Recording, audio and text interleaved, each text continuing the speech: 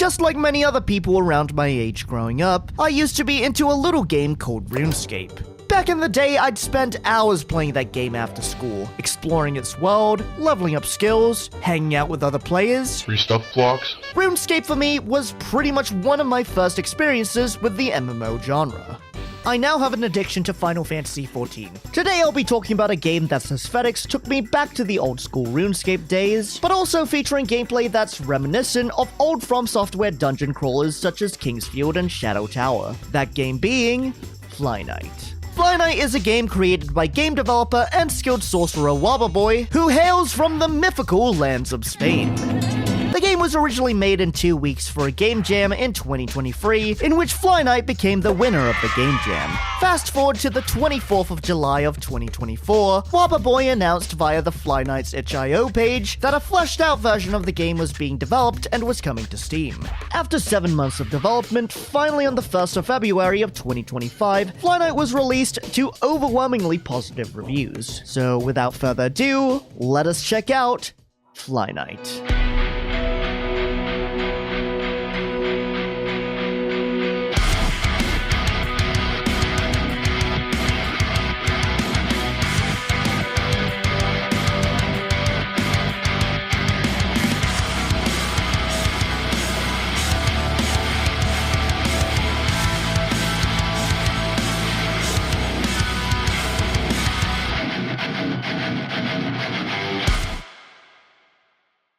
One fateful day, an evil witch named Lunamoth spread a terrible curse across the land, causing many of its inhabitants unable to grow wings. In an attempt to lift the curse, the Order of the Flyknights was sent to vanquish the wicked witch. However, during their journey, the Flyknights were ambushed, leaving very few survivors. We, a young squire traveling with the Flyknights, are one of the few who survived the ambush, who upon waking up finds that the camp has been completely destroyed, with bodies of both Flyknights and the witch's minions scattered around the area. After scavenging gear off of the many fallen soldiers around the camp, we move off to continue the Order's quest to defeat Lunamoth. This entire section pretty much acts as the tutorial, with these circles of blue mushrooms lending us guidance on how to play the game, pretty much like the soul signs from Dark Souls or the messages from Elden Ring. In this area, you encounter 2 enemies, the first of which are the grubs, which can be first found wandering around the camp. Though most of them are docile, some will try to pounce at you if you get too close, but they are also one of the weaker enemies, dying in about 2 hits. Aside from being a lesser enemy, the grubs also seem to be a food source for the Flyknights, as you can find some skewered on a spit around the camp. The second enemies that we encounter here are the ant soldiers. These enemies are very common, showing up in pretty much most areas of the game, either wielding knives or bows and arrows. These guys are reasonably easy to take out, however they can be pretty overwhelming when attacking in numbers, especially when receiving support fire from the archers. We eventually reach a town that is completely quiet. Although there is no one in sight, as shown by the lit chimneys, there are still people living here, except they are in hiding. You can actually interact with 2 of the townspeople here, however they are not really stoked for our appearance. You Flyknights are a bunch of crooked thugs, same as Lunamoth. Go away! I just want things to return to normal. I'd like to help you, but if they find out... As shown by their responses, the townsfolk are full of fear. Not only are they stressed from being affected by the witch's curse, but also from being caught in the middle of the war between Lunamoth and the Flyknights.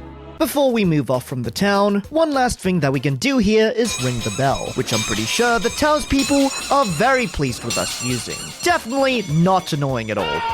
Eventually, we make it to the outside of Lunamoth's lair, where we can rest at our first bonfire. Every bonfire area in the game has a few amenities that we can use, such as a chest to store our items, a barrel to fill with fish, and of course we can use the bonfires itself, which pretty much act like the bonfires from Dark Souls, in which resting up at them replenishes our health, mana, and healing flasks, but doing so will also respawn enemies. Other uses for bonfires is using them to fast travel to other bonfires we have already used, and we can also use them to join or open up our world to engage in some jolly cooperation, which I'll talk about more a bit later on. Before entering Lunamoth's lair though, we meet one of the townsfolk named the Fisherbug, who unlike the rest of the town is a lot more friendlier towards us, and even offers us a spare fishing rod to use.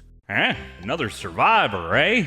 They sure did a number on y'all. A few of your mates already passed through here asking about Lunamoth's lair.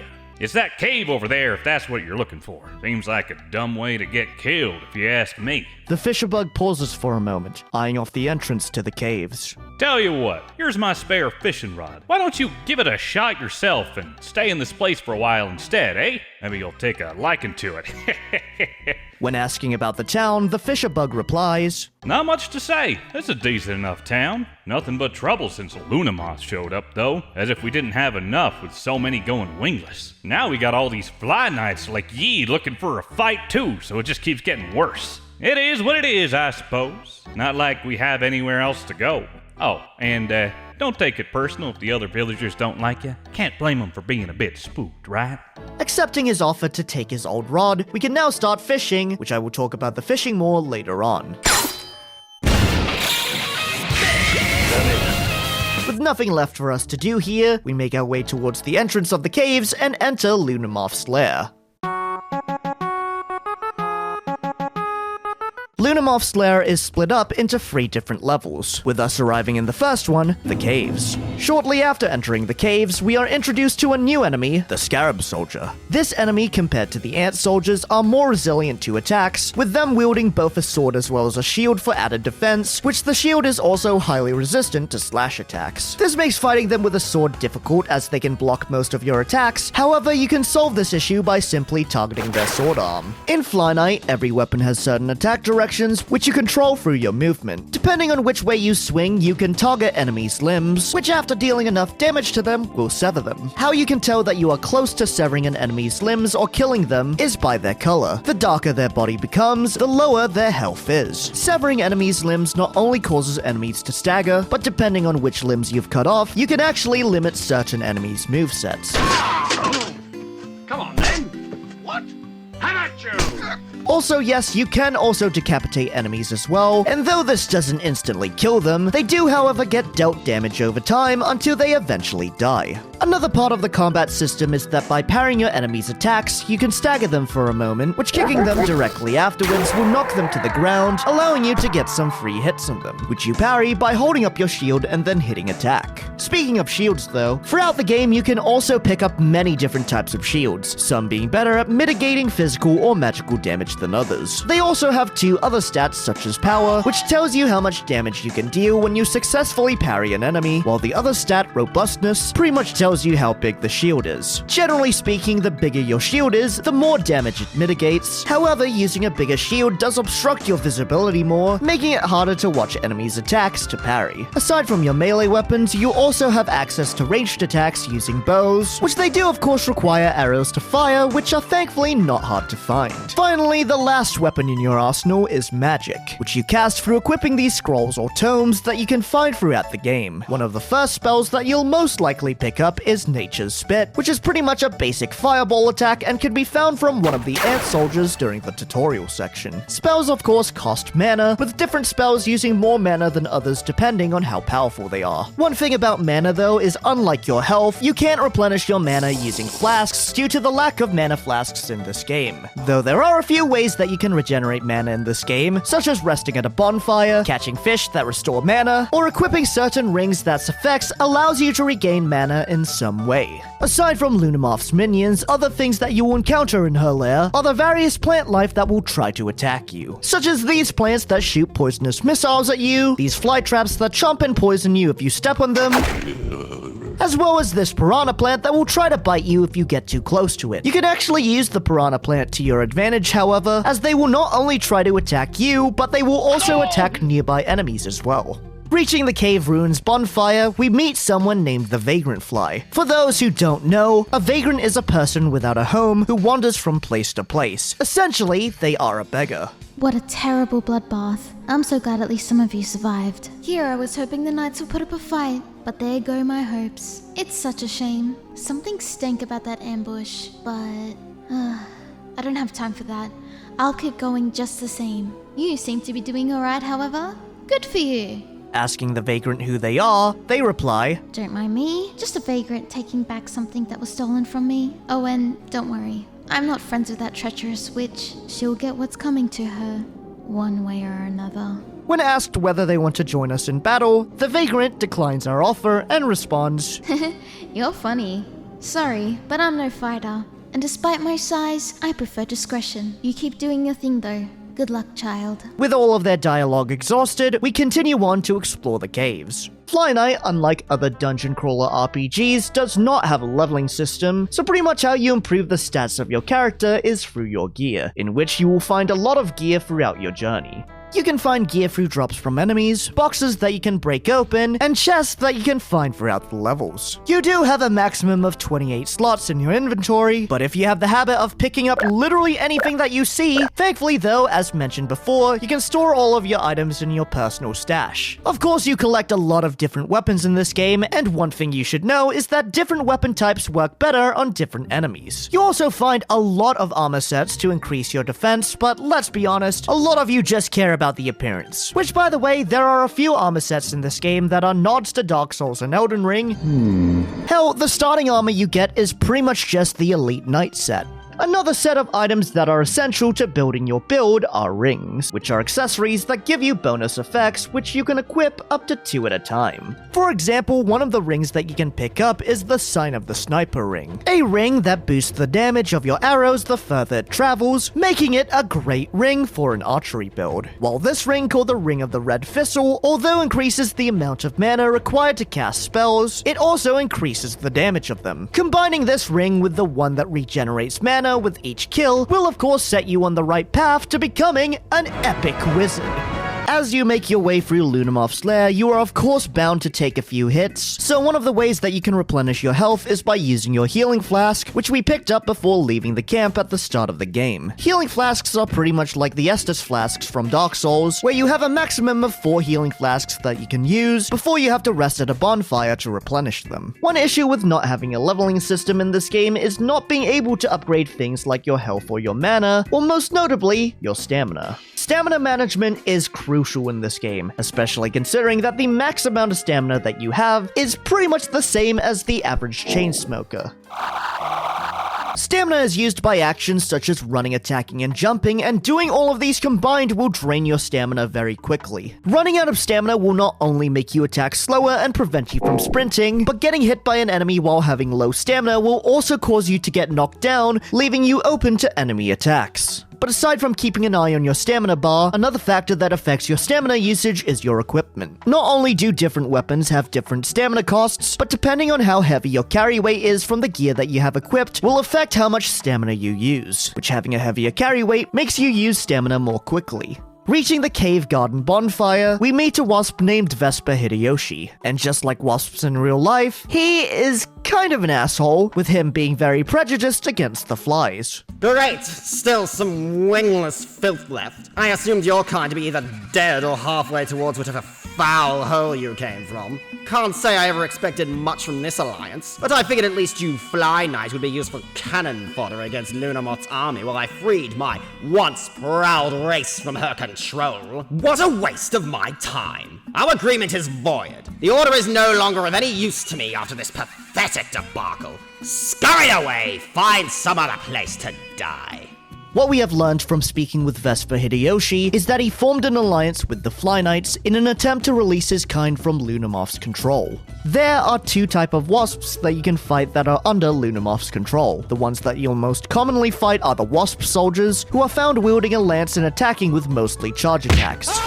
The other type of wasps that you fight are the samurai wasps, which are much stronger than the soldiers, with them having more health, acting sort of like a mini-boss. They are also one of the few enemies in the game that don't respawn after resting at a bonfire, and they do drop items such as the samurai set, as well as the wasp katana, you know, for those who have an unhealthy obsession with Place Japan. Moving forward, aside from the wasps, we are introduced to a few new enemies, one of which are the stick bugs that are pretty easy to kill as their limbs are very fragile and sever easily. However, spotting them at first can be hard as they camouflage with their surroundings, making them able to sneak behind you and get a free hit on you. Meaning, yes, you can get stick bugged in this game, truly a funny meme of all time. However, once you have been tricked by them once, you kinda know what to look out for, making them easier to spot and take out later on. Another enemy that you also encounter here are the spiders, which act pretty much like the grubs where they will try to tackle you if you get too close, but unlike the grubs, the spiders' attacks can inflict you with poison. Status effects pretty much work like how they do in Dark Souls, where if you get hit enough times until the status bar fills up completely, it will cause you to get afflicted with whatever status effect that you're being dealt with, which being afflicted with poison of course will cause you to take damage over time. Progressing through to the next section of the level, we encounter the Fisherbug Pugilists. These enemies are one of the more challenging enemies to fight due to their fast rates of attack and mobility. However, they are much easier to parry due to their rapid amount of attacks, giving you more opportunities to parry them. They also pretty much have the same moveset as Sonic from Super Smash Bros., you know, with the rolling and jump attacks. Too fast, too furious. After carefully treading through a pathway of fly traps and dodging poisonous missiles, we arrive at the underground fortress bonfire. While descending down the fortress, here is where we can run into a barnacle plant. These plants are pretty much like the barnacles from Half-Life, where if you touch their tongue, they will try to lift you up and eat you. With that said, they are very easy to escape as they let you go if you do any damage to them, so honestly, they are not really a huge deal. One of the things that you can find in the fortress is a room infested with plants, with a chest in the middle that contains the piranha plant spell. This spell allows you to summon a piranha plant that can help you in battle, however you can only summon one at a time. Dropping down, we spot a Flyknight in the distance standing over the body of another Flyknight. You're that squire. What do you want? Asking the Flyknights about the other knight, they reply, I executed him. Caught him retreating and abandoning his comrades, the filthy rat. A defilement to our already disgraced order. No one leaves this place until Lunamoth's reckoning. Asking whether the Flyknight would like to join us in battle, the Flyknight harshly declines, believing that a traitor is in the order and that the ambush was planned. I don't think so. We were sent here to fail. I only put my trust in my own weapons from here on, and definitely not on some maggot of dubious loyalty. I could tell you were born wingless. Lunamoth had already done her work by then. But me? I had to see my wings wither day after day until they could no longer even support me. Until they were little more than useless rags. You were spared from this. You didn't have to endure that decay, the loss, and the humiliation. I will kill Lunamoth and every last traitor who helped her and put their heads on a spike for all to see. Stand in my way and you'll meet the same fate. This is my only warning. Well, so far, everyone we have spoken to has rejected our offer for jolly cooperation, so fuck them. By the power of the bonfire, I summon the Order's finest warriors, the almighty Rangarol, the town drunken strong Zero Man. And with these forces combined, we lose Rangarol during a fishing accident, god damn it. Flyknight allows you to create or join a party of up to 4 players. So gather your friends, explore the dungeon, gank the fuck out of enemies. It's just good fun, innit? Although playing co-op is good fun and all, there are a few downsides to playing co-op. For one, at least at the moment, cutscenes are not shared between other players, making it that only one person is able to read dialogue between characters. And this is a problem since pretty much all character interactions are one-time interactions. So if you are running through the game for the first time and want to keep up with the story, how me and my friends ended up sharing cutscenes is by screen sharing on Discord. I mean, it's not an ideal way of taking in the story, but it works, I guess. Also, speaking of cutscenes, players who are not in a cutscene can still freely move around during them, which is usually fine, until one of your friends decides to shove their entire ass in the frame. Wow, that's great. Thanks. One final thing to note about doing co-op is that friendly fire is on. However, there is a ring called the Quarrel Preventer that does prevent you from taking damage from other party members. However, it does take up one of your ring slots. So you equipping the ring is really dependent on how much you trust your party members, which in my case, absolutely fucking not. Give me that ring. Arriving at the Deeper Ruins bonfire, we meet a dragonfly named Kalim, who is a commander of the Flyknights as well as our mentor. Speaking to Kalim, he tells us that he is trying to regroup any surviving Flyknights from the ambush, and he urges us to retreat to avoid getting killed. My dear squire, am I glad to see you? I took you for dead. I am still looking for more surviving knights, and ordering them to regroup. I know you've always been the reckless type, but consider retreating as well. I don't want you to die for nothing. Refusing to retreat, our character asks Kalim whether he would retreat if he was in our position. Kalim replies, I probably wouldn't. No. I would do everything in my power to keep my kin safe from the curse. The same I always have. Sadly, such a fate can only end in tragedy. If you find any scattered knights, tell them to look for me, alright? Before moving off from the ruins, nearby we can find a fishing pond, where we can use the fishing rod that the Fisherbug gave to us earlier. There are several fishing spots that you can find throughout the game, with up to 11 different fish that you can catch. The fishing in this game is as simple as throwing the bobber into the water and reeling in once you get a bite, which most of the fish that you catch resemble some sort of fruit or vegetable. Why are we still here? Just to suffer? Fish can be helpful to you throughout your playthrough, as depending on the fish that you consume, they can give you certain effects such as cure poison, regenerate stamina, or they can also replenish your mana. Eat your green vegetables.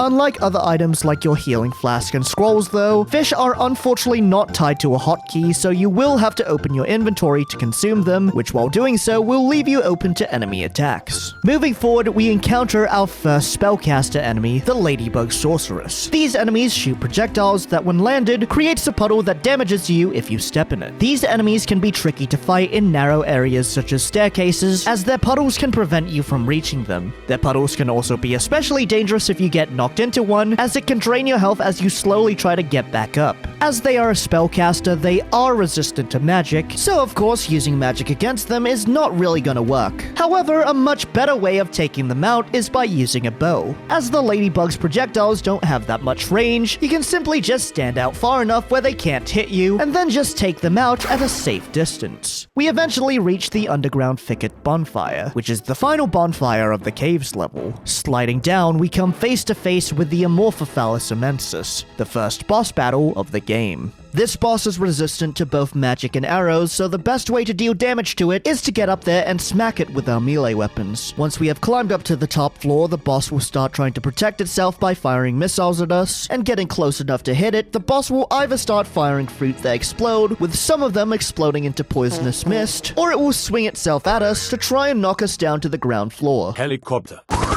One thing to keep in mind before attempting to attack its spike though, is checking whether your weapon can actually reach it or not, as weapons such as the mace doesn't have enough range to reach it, but something as long as a sword or spear can. Getting knocked back down to the ground floor not only makes you have to climb back up, but you may also fall on the many Rafflesia plants which deal damage to you if you touch them. The Rafflesias aren't the only thing you have to worry about on the ground floor though, as another thing you have to worry about is dodging attacks from the roots that sprout out from the ground. In real life, the name Amorphophallus refers to a group of closely related species of plants that tends to have the appearance of a flower with a long phallic spike sticking out of it.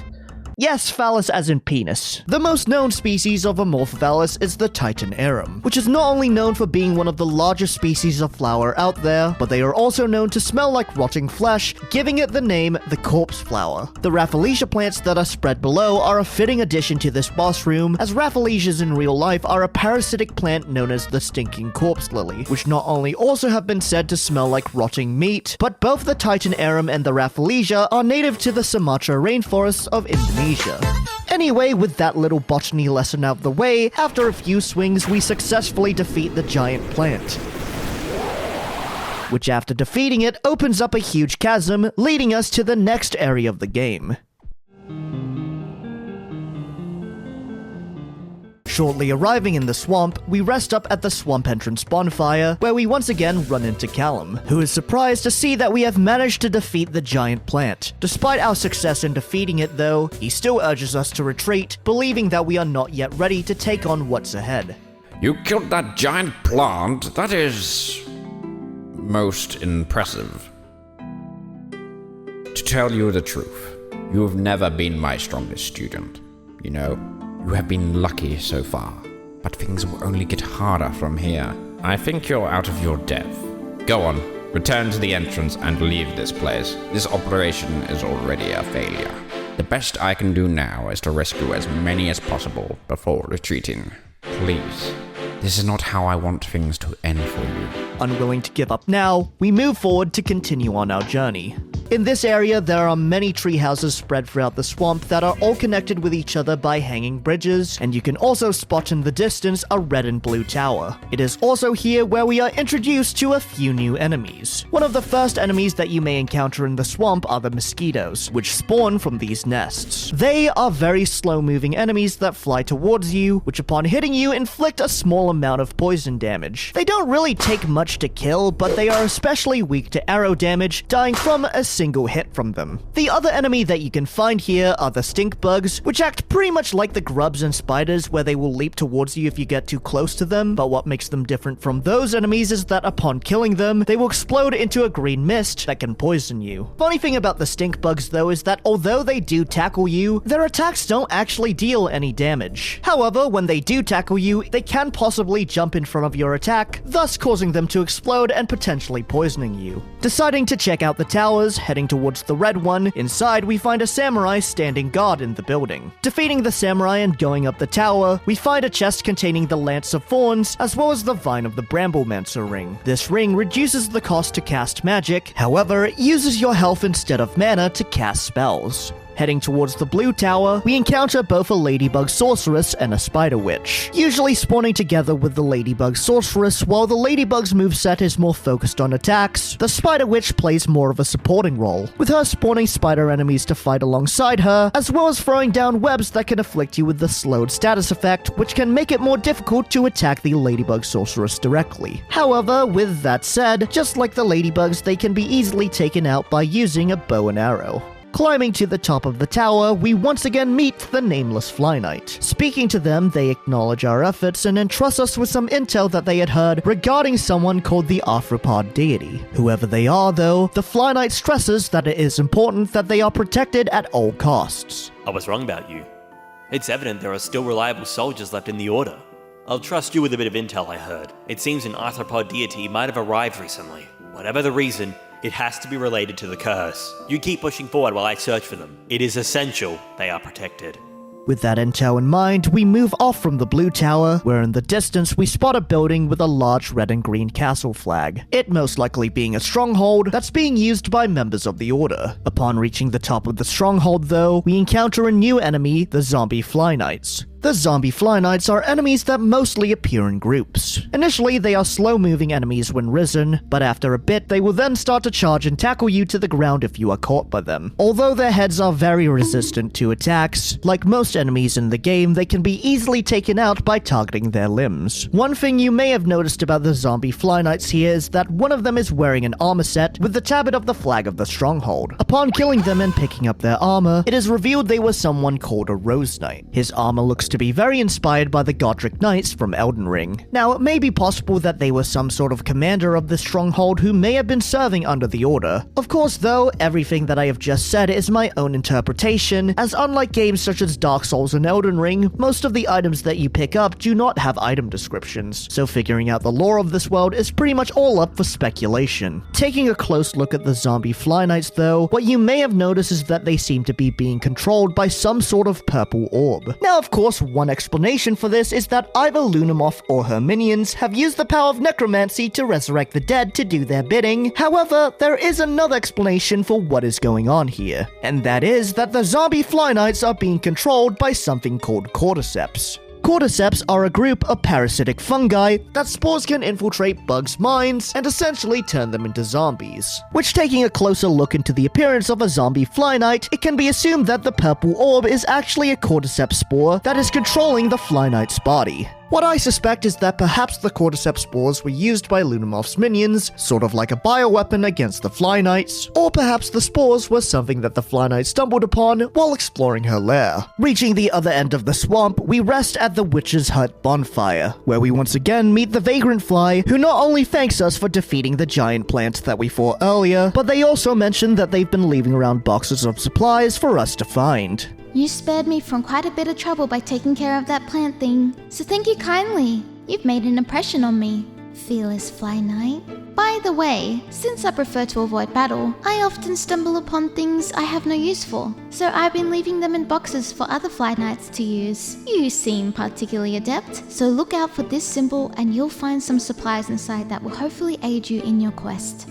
Throughout Lunamoth's lair, you can find boxes that contain loot, specifically the ones with this logo. Most of them containing arrows, but sometimes they can contain other things too. The logo used for the boxes of loot seems to be of a trilobite fossil. Trilobites are a class of extinct marine arthropods, and they are also one of the earliest known group of arthropods that we know of. For those who don't know, arthropods are a diverse group of invertebrates, which are animals without a backbone. Some examples of arthropods being crustaceans, such as crabs and shrimp, but more relevantly, bugs such as arachnids and of course flies. At this point in the game, I started wondering, who exactly is the Vagrant Fly? I mean, for one, they weren't exactly clear on who they were upon meeting them, and they didn't really tell us what exactly they were searching for. Something else that you may have noticed about the Vagrant Fly is that they are also way taller than most of the characters we've met so far, especially for a fly, so could they be the arthropod deity that the Nameless Flyknight mentioned of earlier? Or am I just looking into things too much? Moving on to the next part of the swamp, we traverse a small section with multiple bodies of water with lily pads you can jump on, as well as a few buildings scattered around that we can explore. Now, you're probably thinking that if you miss a lily pad and fall into the water, you will drown, but thankfully if you fall in, you realize that the water isn't deep enough to do that. Reaching the Swamp Ruins bonfire, we once again run into Hideyoshi. Still around, you disgusting pest. Perhaps you aren't completely useless after all, unlike the rest of your order. Doesn't matter, Lunamoth is mine. She and all her kind will pay for enslaving my race. Our rightful supremacy will return! Something that you can come across on the way to the Swamp Ruins bonfire is a cave of glowing mushrooms that is being guarded by a scarab soldier. Killing the soldier and approaching the cave, we find a couple of messages left on the floor. The messages read, "One of our brothers that strayed from the network wields the power to control. This is the only defense we are allowed to provide." Further inside, we can find a chest that contains the Swarm spell, which is most likely inspired by the Swarm of Flies incantation from Elden Ring. What this spell does when casted is send out a swarm of insects onto an enemy that deals damage to it over time. Whoever left the spell in the chest is unknown to us. However, as mentioned in their messages, one of their brothers wields the power to control, which could possibly be to a higher scale than the swarm of bugs that we can cast. The network that the messages mentioned could be referring to the Order, or another organization, and what we know so far is that there is a traitor or multiple of them who might be siding with Lunamoth. What I think is that whoever it was who strayed from the network may have not only used their power to control the wasps, but maybe they are even controlling the enemies that we have encountered so far as well. Leaving the Swamp Ruins, we arrive outside of an entrance to a tower, where we meet with two other Flyknights waiting outside of it. Reinforcements? Come on, boy! Charge! Today you earn your knighthood!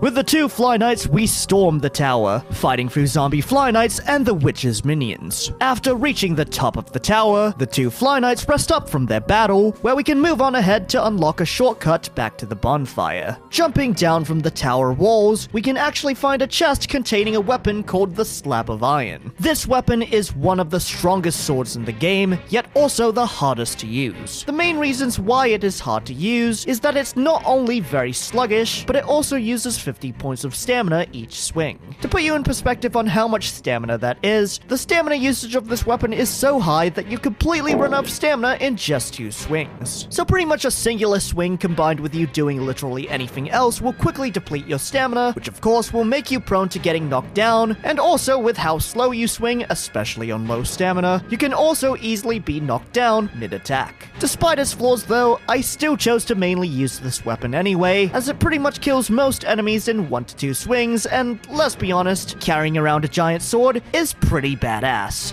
The Slab of Iron is a reference to Guts' sword, the Dragon Slayer from Berserk, which is one of the most iconic swords in pop culture, being an inspiration to many other characters who are also known for wielding a big gigantic sword.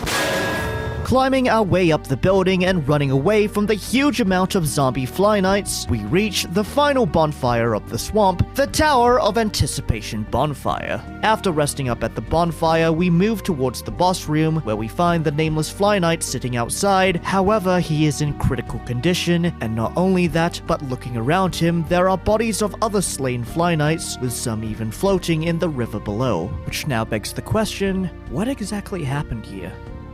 You are alive still. My distraction worked. Deity is safe, but him, I knew it. The ambush, that deceitful retreat, it was all him from the start. The commander is a monster.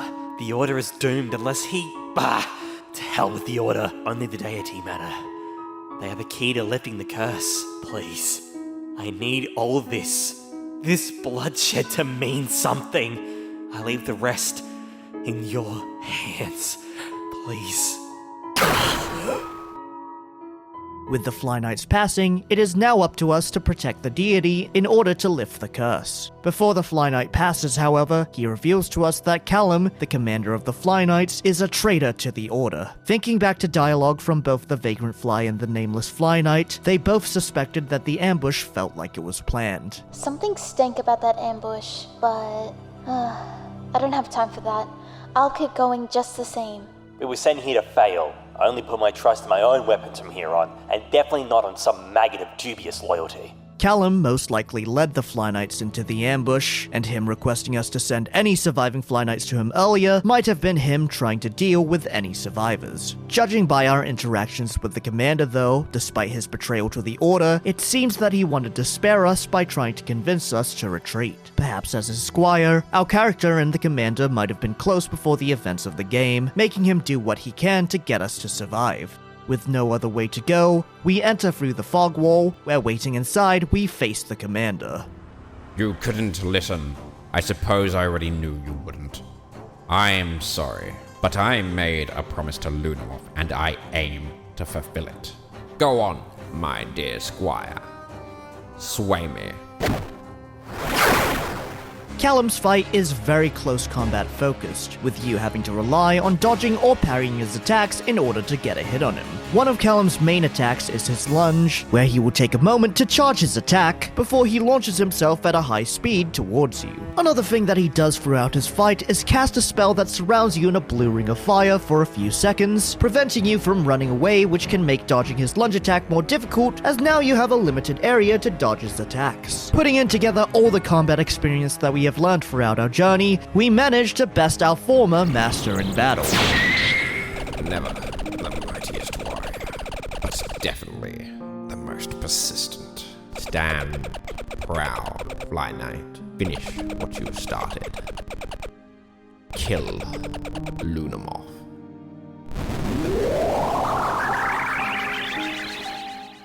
With our victory, we head towards the end of the boss room, which leads us to the third and final area of the game.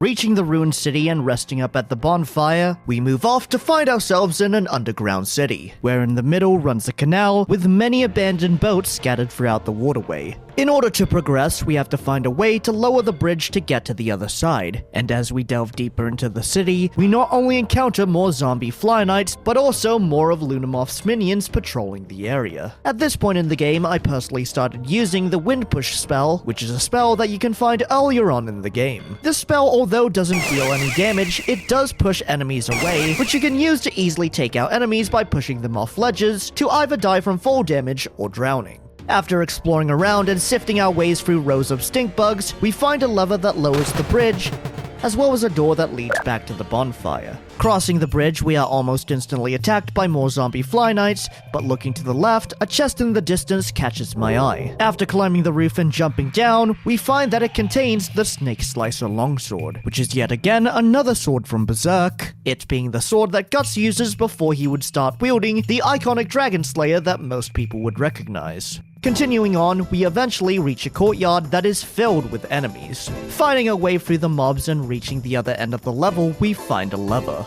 Pulling the lever opens up the floodgates, causing the waterways to start flowing and pushing the empty boats down the stream. Jumping onto one of the boats, we ride our way down to the next area.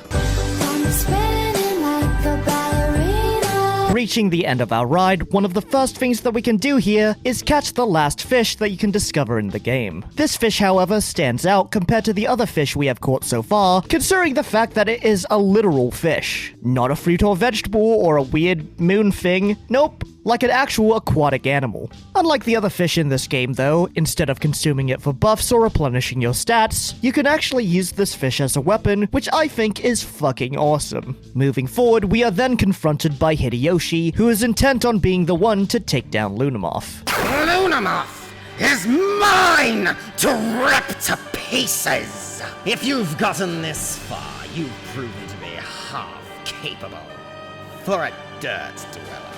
Unfortunately for you, I have grown tired of your revolting stench. Know your place, burning. Hideyoshi charges at us with quick and aggressive attacks. However, his moveset is pretty much similar to the samurai wasps that we have already faced before, which at this point, with our previous experience with fighting many of the samurais prior to him, makes him a pretty easy fight. Defeated by the likes of you, my race, forsaken. We now arrive outside the doors of a cathedral. Opening the doors, we find that it's filled with enemies. Rushing past the enemies, we find behind the altar a lever for an elevator, which after calling the elevator and fighting off all the enemies while we wait, we descend down where we reach the outside of Lunamoth's boss room, where we also find an injured Vagrant Fly. Upon speaking to them, they reveal to us who they really are and what they are here for. Maybe I should have trusted you to finish this, but I had to try. This was my mess to clean after all. That wretched day, she severed my wings, leaving all of you, my treasured children, flightless. The transgression couldn't stand unopposed. Don't worry about me. I just need a little rest. Focus on the mission. Persist and triumph, my dearest scion. Return us our wings and our dignity. I beg you. The Vagrant Fly is the arthropod deity that the Nameless Flyknight was trying to protect. In an attempt to break the curse that plagued their kind, the deity tried to fight Lunamoth to reclaim their wings, but failed because, as they have mentioned, they are not a fighter. The only reason why they were able to make it this far safely is because of the efforts of both us and the Nameless Flyknight, with us defeating the giant plant in the cave section allowing them to pass through, and the Nameless Flyknight in the swamp section acting as a diversion to get them safely past Kalim. With the deity heavily injured from their fight, we take over and enter through the fog wall to face the evil witch to break the curse once and for all. Flyknight, I'm no fool. I know what I've done. But I've endured the moth deity's apathy for far too long. I will command the powers of the cosmos so that even the archosaurs will be powerless against us. This is the only future we can have. Lunamoth will attack you with a various range of magic attacks. Of course, being a magic user herself, she is resistant against magic damage. However, she is very weak to melee damage. While on the ground, she will summon pillars and waves towards you that you need to dodge and jump over. Once you have dealt enough damage to her, she will then start hovering around the room with a magic shield that protects her from ranged attacks, which you will have to wait out until she returns to the ground, which then you can continue attacking her. While hovering though, she will also summon droplets that explode when you go near them like landmines, and she will also attack you with pillars and bubbles shooting towards you. Admittedly, Lunamoth compared to Kalim is a way easier fight, and with enough swings into her, the evil witch is defeated. All that potential wasted. What else was I supposed to do?